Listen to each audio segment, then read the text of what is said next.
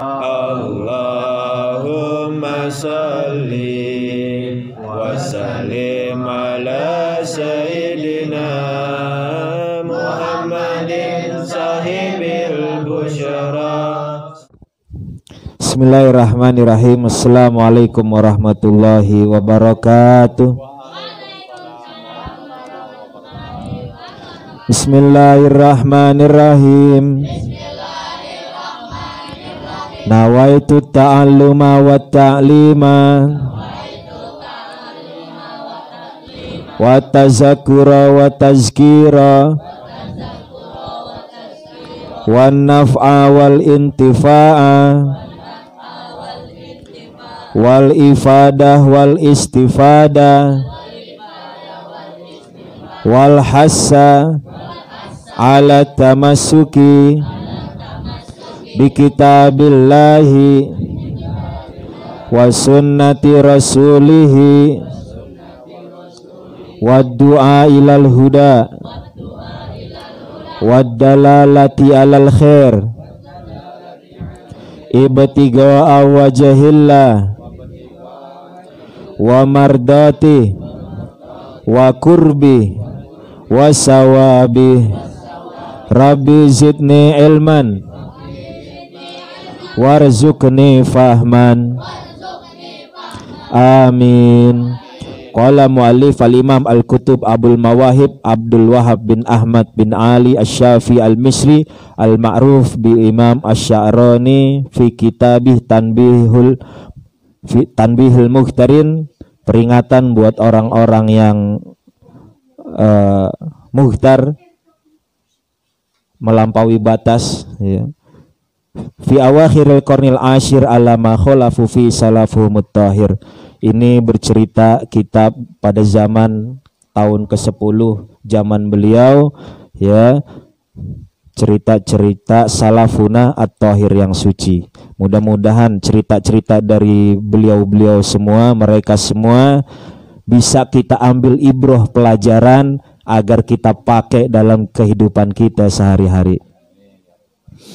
Ila ankol, sampai pembahasan minggu yang lalu tentang para minal kaum, biasanya para wali, ketika mereka didapati perkara yang baru, ibadah baru, ya, di dalam ritual keagamaan, tapi enggak didapati atau ditemui dalil dalam Quran dan Sunnah, bahkan para sahabat atau para salaf belum mengetahui itu semua, tidak ada yang mengerjakan, maka biasanya para wali hatinya itu langsung yatawajjah ila Nabi sallallahu alaihi wasallam. Qulubuhum yatawajjahuna ila Nabi sallallahu alaihi wasallam. Hati mereka langsung ke Nabi. Mereka langsung bertanya kepada Nabi. Langsung nanya sama Nabi, ya. Ini biasanya khusus buat para kibarur rijal, para wali-wali yang udah kibar, yang udah besar. Bahasa kita wali yang makomnya udah tinggi. Ya, kalau model kita mah belum pantas, belum bisa. Ya, hati mereka langsung bertanya, wahai Nabi, bagaimana ini hukumnya begini begitu. Maka dijawab langsung sama Nabi. Nah, contoh seperti sholawatan kita ini sahibil busyra, ya, ini langsung ya tawajjah, ya, ilan Nabi sallallahu alaihi wasallam, atas perintah baginda Nabi Muhammad kepada kita punya guru, ya, salah satu murid atau anak, ya, daripada Abuya Habib Hasan bin Ahmad Baharun, ya. Luar biasa. Kemudian beliau amalkan dan boleh diamalkan oleh para muridnya. Jadi kalau ada amalan baru yang datangnya dari Rasulullah, itu biasanya khusus buat dia sendiri, buat wali itu dikerjain, nggak boleh orang lain ngerjain. Orang lain nggak boleh ngerjain, khusus buat dia para wali. Itu namanya ziyadah, tambahan, ya, ibadah tambahan buat wali tersebut. Itu biasanya khusus. Tapi boleh nggak kalau ada murid yang minta amalan itu kepada gurunya? Boleh. Kayak ini, sholawatan sahibul busra. bahkan boleh diamalkan. Tuh, alhamdulillah. Dan kita mengamalkan daripada sholawat ini dari wali-wali Allah, insya Allah. Nah, cerita selanjutnya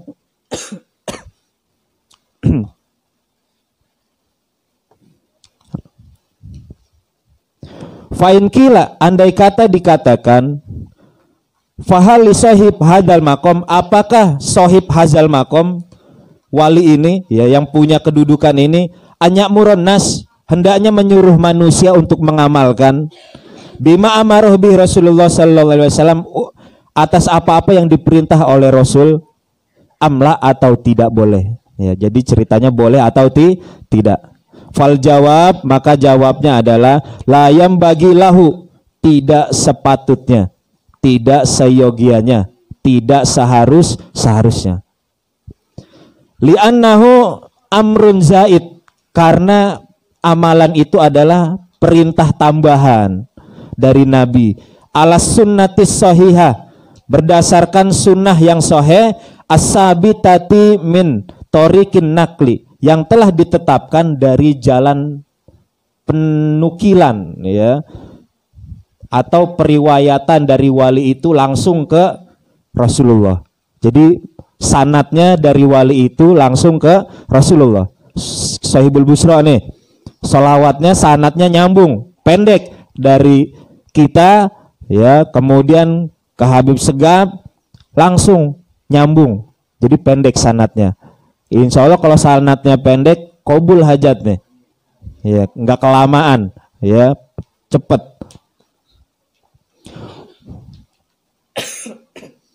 Waman amaron nasa bisyai'in zaid, dan siapa dia yang memerintahkan orang-orang dengan amalan yang tambahan ini, alama sabata min tariqin nakli, karena berdasarkan ketetapan jalan periwayatan tadi, faqad kalafan nasa syatoto, maka sungguh orang tersebut telah membebani manusia melampaui batas. Sebenarnya kalau berat amalan itu kemudian diberikan, itu sebenarnya kasihan manusia itu, ya kasihan manusia itu, orang itu yang mau ngamalin. Makanya jangan berat. Biasanya ada amalan yang sangat berat yang tidak diberikan oleh murid-murid, tapi khusus buat wali tersebut. Kalau sholawat ini kan pendek, jadi mudah buat kita. 20 menit aja kelar sebenarnya, betul? Iya. Habis sholat nih, ba'da sholat kita zikiran, kita ambil waktu 20 menit, Sahibul Busra sebentar, ba'da subuh ya, enggak lama. Habis itu baru deh kita beraktivitas kerja, begitu ya, enggak lama. Allahumma ya Allah, illa an yahtar ahadun zalik, kecuali ada seseorang yang memilih, fala haraj, maka tidak berdosa. Ya kayak ini nih, kita kan memilih nih, saya mau ngamalin nih sholawat Sahibul Busra. Kita telah mengambil pilihan, betul gak? Oke lah, saya ambil nih sanad ini, cakep nih, sholawatnya juga cakep, maknanya juga cakep ya, kemudian manfaatnya mujarrobat banyak ya, kemudian sanatnya dekat dan saya kenal sama yang punya sohib ini ya kan, masih ada orangnya, maka nggak apa-apa. Kama huwa sya'nun muqtadil mazhab, sebagaimana kondisinya para penganut mazhab al-mustambatah minal kitab wa sunnah, yang bersumber dari kitab dan sunnah berdasarkan Quran dan hadis. Jadi wallahu alam, kata Imam Asy'arani, intinya boleh kita mengamalkan kalau guru itu memberinya. Kalau enggak diberi, kita mencuri, misalkan kita ngintip wali lagi ibadah, oh bacanya ini nih ya latif 1000 kali, ente enggak diijazahin, enggak boleh, enggak nyampe gitu, karena itu amrun zaid, perkara tambahan atau amalan tambahan buat wali tersebut untuk mencapai kedudukan mereka ke hadirat Allah Subhanahu wa taala. Kecuali kita disuruh sama yang punya, kayak ini nih ya kan, disuruh maka kita amalkan, insya Allah nggak apa-apa ya. Waqad kana salafus saleh radhiyallahu anhum, adalah para salafun saleh, semoga Allah meridhoi mereka, yahissunan nasa, mereka suka memotivasi orang-orang. Ya, para salaf tuh suka memberi semangat orang-orang yang imannya lemah atau dhaif. La siyama ashabuhum, apalagi sahabat-sahabat mereka, ala takid bil kitabi was sunnah, untuk berpegang teguh dengan Quran dan sunnah. Jangan sampai lupa, setiap harinya akan dengan Quran dan sunnah. Jadi jadikan Quran dan sunnah selalu dibayang-bayangi kita dengan Quran dan sunnah, seperti bayangan yang selalu membayang-bayangi kita. Mudah-mudahan bisa. Kita hidup di kantoran, tapi kulubnya, hatinya, kolbunya Quran dan sunnah, selalu terbayang-bayang dengan Quran dan sunnah. Insya Allah kalau kita ngadapin sesuatu yang kiranya amrun mungkarat, perkara yang mungkar, ya kalau hati kita ada Quran dan sunnah, insya Allah enggak kita lakuin tuh. Insya Allah enggak kita lakuin. Yang penting kita paham dulu Quran dan sunnahnya, kita baca. Ya, Qurannya kita baca, kita pahami, sunnah juga begitu, kita taklim, ngaji di masjid-masjid, di majelis-majelis, sering banget kita hadir, ya. Habis kita dengerin, kita tancap di hati. Kita tancap tuh. Harus diingat-ingat apa kata guru, apa kata guru-guru kita, tancap tuh amalan itu, ilmu-ilmu, jangan dibiarin atau bercecer begitu aja, ya, rugi.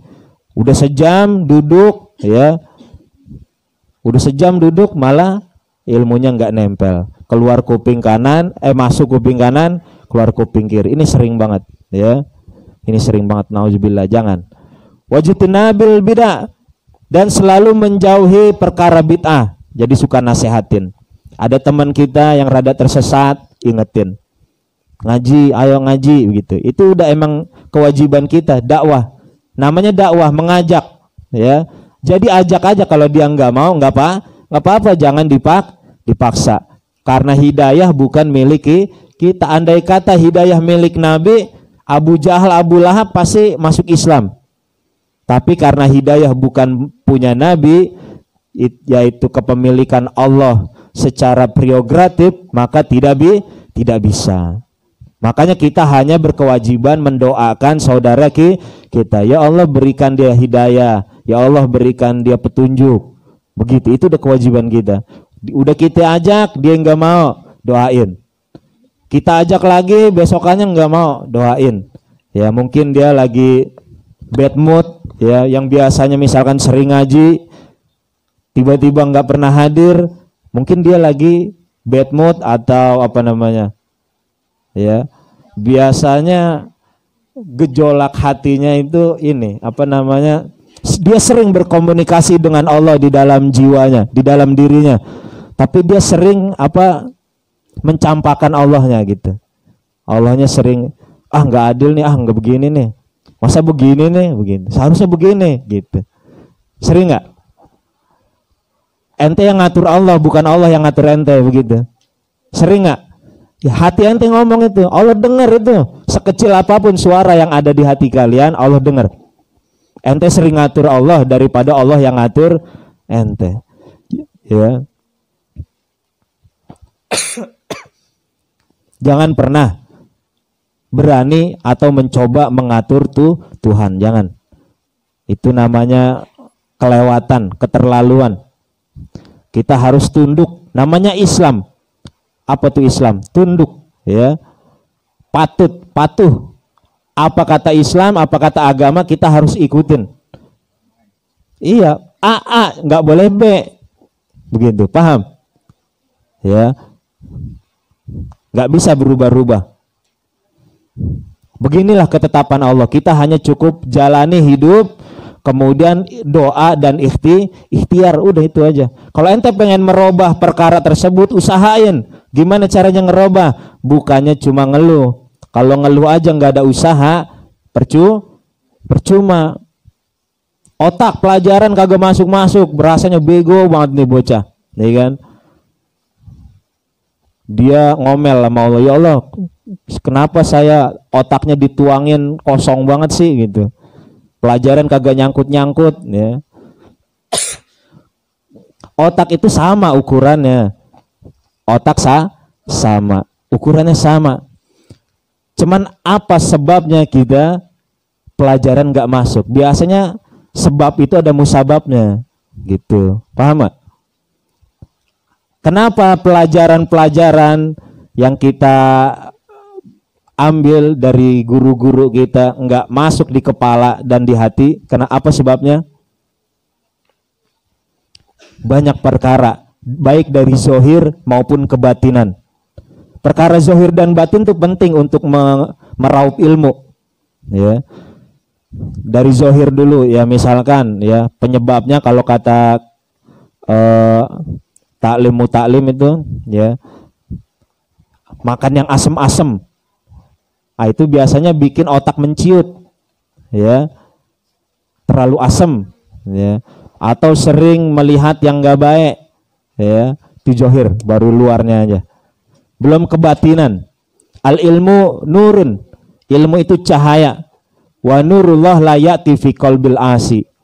Dan cahaya Allah nggak bakal masuk ke dalam hati yang suka maksiat. Itulah penyebabnya. Insya Allah kita hindarin dah tuh. Dikit-dikit aja, kalau belum bisa semua kita tinggalin dikit gitu ya. Insya Allah Allah beri kita hidayah. Doa aja nggak apa-apa. Maksiat oke dah ya, tapi ngaji terusin. Jangan maksiat kita sering berbuat dosa sehingga meluluhkan semangat taklim atau semangat ibadah kita. Biasanya begitu.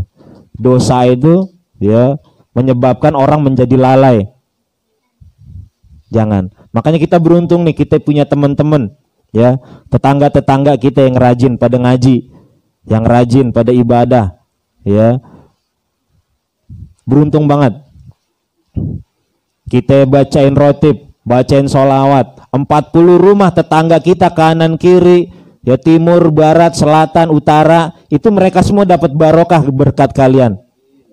Tetangga-tetangga kalian nih berkah dapat ya, berkahnya dapat. Makanya beruntung nih, ente punya saudara ya, tetangga akbar misalkan, suka jikiran, masya Allah, sholawatan, tetangga-tetangganya ketimpangan berkah ya. Iya, pasti mendapatkan kebaikan, hanya saja mereka tidak menyadari kebaikan-kebaikan itu karena Allah bekerja secara sir, rahasia. Allah tuh bekerja secara sir, rahasia. Kalau johir kelihatan enak, kayak dosa sir sifatnya. Kalau johir kelihatan enak, misalkan habis berbuat dosa palanya benjol segini ya kan, dosa lagi benjol nambah, malu gak? Pasti ente nggak bakal berbuat itu gampang ya begitu. Jadi nggak enak. Jadi semuanya kinerja Allah Subhanahu Wa Taala dilakukan secara sir dan kamu nggak sadar. Ya, semuanya secara sir, rahasia ilahi bahasanya. Kemudian, wa yusaddiduna fi zalik. Bahkan mereka para salafun saleh menekankan ya, mereka semua sahabat-sahabatnya, hatta inna amiral mukminin, sehingga bahwasanya amirul mukminin Sayyidina Umar bin Khattab radhiyallahu an rubbama kana yahumu bil amr, beliau kemungkinan mempunyai niatan untuk melakukan suatu perkara ya, Sayyidina Umar wa yazim alaih, punya niatan, fayaqulu lahu ba'dun nas, maka berkatalah orang-orang, inna Rasulullah sallallahu alaihi wasallam lam yaf'al zalik, sesungguhnya Rasulullah tidak melakukan hal itu wahai Umar, kata para orang-orang. Walam ya'mur bihi fayarji amma kana azima alaih, dan tidak memerintahkan hal tersebut, maka pergilah Sayyidina Umar dari apa yang ia niati gitu. Jadi Sayyidina Umar pun ketika mau melakukan kebijakan di masa kekhalifahannya, Itu cerita dulu sama para sahabat. Cerita, bagaimana nih ini nih? Oh, ini nggak pernah dikerjain sama Nabi ini. Ditegur sama para sahabat. Maka maka Sayyidina Umar nggak melakukan hal itu. Sayyidina Umar tidak melakukan hal itu, ditinggalin. Lain halnya dengan taraweh. Lain halnya dengan taraweh. Taraweh menjadi 20 rakaat itu sebab perintah Sayyidina Umar radhiyallahu an, ya. Padahal banyak hadis, ya,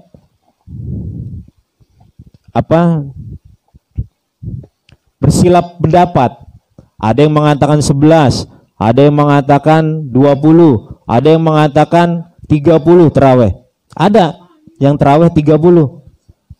Ada nggak? Ada hadisnya tarawih 30, mau? Ada 23 aja pada ngap-ngapan, kaki keram, betul nggak? Perut mules. Gimana 30, ya? Luar biasa.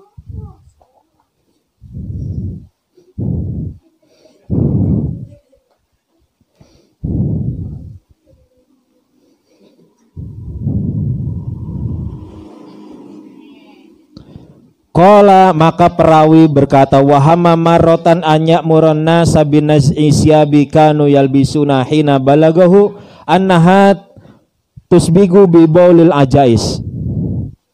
Sayyidina Umar pernah berniat sekali untuk memerintahkan manusia untuk mencopot bajunya yang mereka pakai ketika sampai padanya bahwasannya pakaian itu ditusbih, dicelup dengan kencing nenek-nenek, ya. Jadi ada kencing nenek-nenek, bajunya dicelupin, ya. Kemudian orang-orang pada pakai baju itu. Faqala lahu syakhsun, maka seseorang berkata kepada Sayyidina Umar, ya. Inna Rasulullah sallallahu alaihi wasallam qad labisa minha. Sesungguhnya Rasulullah sungguh telah memakai baju ini. Wala bisahan nasu fi asri, dan orang-orang pun memakai baju seperti itu di zamannya. Fastaghfirullah ta'ala wa raja, maka Sayyidina Umar membaca istighfar, astaghfirullah wa raja, dan pulang. Wa qala fi nafsi, dan berkata di dalam dirinya, laukana adamu labsiha minal wara lamma labasaha sallallahu alaihi wasallam. Andai kata tidak memakainya golongan daripada wara, maka pasti Rasulullah sallallahu alaihi wasallam akan memakai baju itu, ya. Artinya kalau itu benar-benar ditunjukkan oleh Rasulullah, maka aku pun pasti akan memakai baju yang dicelupin nenek-nenek, biar kelihatan waro, biar kelihatan orang yang waro. Apa waro? Sederhana, ya, bahasa simpelnya sederhana. Pakaiannya, ya, enggak cakep-cakep amat, enggak mewah, ya, itu terlihat sederhana. Tapi karena Rasulullah enggak pernah nunjukin perkara ini, ya, maka Sayyidina Umar meninggalkannya. Wallahu alam bisawab. Begitulah, ya, amalan daripada Sayyidina Umar bin Khattab, ya. Artinya jikalau ada perkara baru yang tidak berdasarkan syariat, kitab sunnah, atau tidak ada contohnya dari para sahabat dan juga salafun soleh, maka jangan pernah diamalkan. Nauzubillah min zalik. Dah, kita tutup sama-sama dengan doa kafaratul majlis. Ya Rabbana tarafna bi annana tarafna wa annana ashrafna ala laza ashrafna fatub alaina tauba taghsil kulli hauba wastur lanal aurati wa aminir rawati waghfir li walidina Rabbi wa mauludina wal ali wal ikhwani wasairil khilani wa kulli dhi mahabba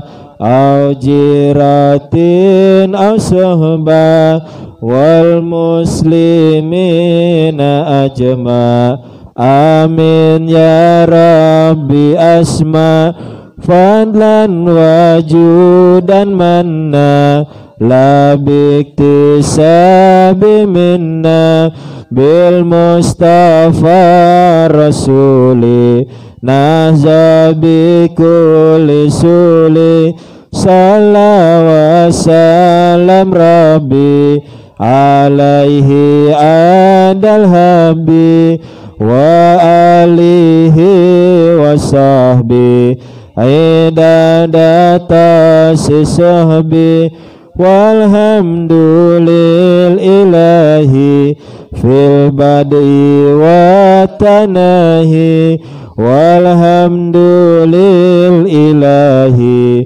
fil bad'i wa tanahi subhanaka Allahumma wa bihamdika asyhadu an la ilaha illa anta astaghfiruka wa atubu ilaik walhamdulillahi rabbil alamin. Assalamualaikum warahmatullahi wabarakatuh.